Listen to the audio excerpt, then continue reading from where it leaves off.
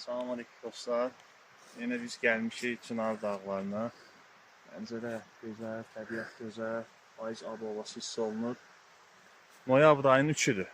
İnşallah səfərimiz bu dağların uca yamaclarıdır. Belə şimal istiqamətində irəliləyəcəyik.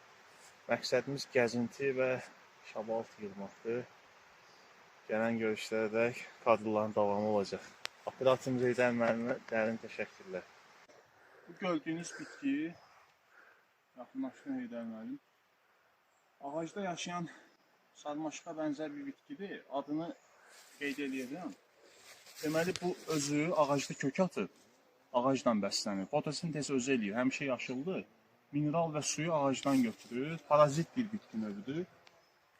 Maraqlı olan nədir? Onun meyvələri, ağ, yapışqan meyvələri var. Hətta onun meyvələrindən yapışqanlığına görə quş ovlamaqda da istifadə edirlər. Bu əsasən dərman bitkisi sayılır. Meyvələri zəhərlidir.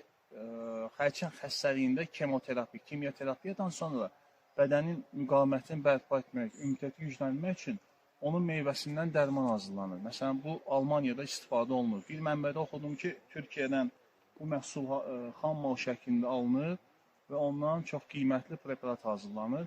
Belə normal vəziyyətdə istifadəsi zəhərlidir. Yəni, onun xüsusi dərman preparat şəklində qəbul olması tövsiyə olunur. Bu da gördüyünüz ayının sevimlisi əzgil ağaclarıdır. Əzgil meyvəsi artıq yetişmək üzrədir. Bizdə pişmiş alma kirağı. Ləzzətli.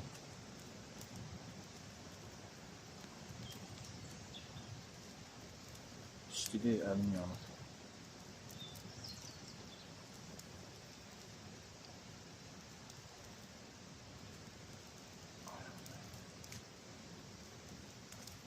Hara baxdın mı?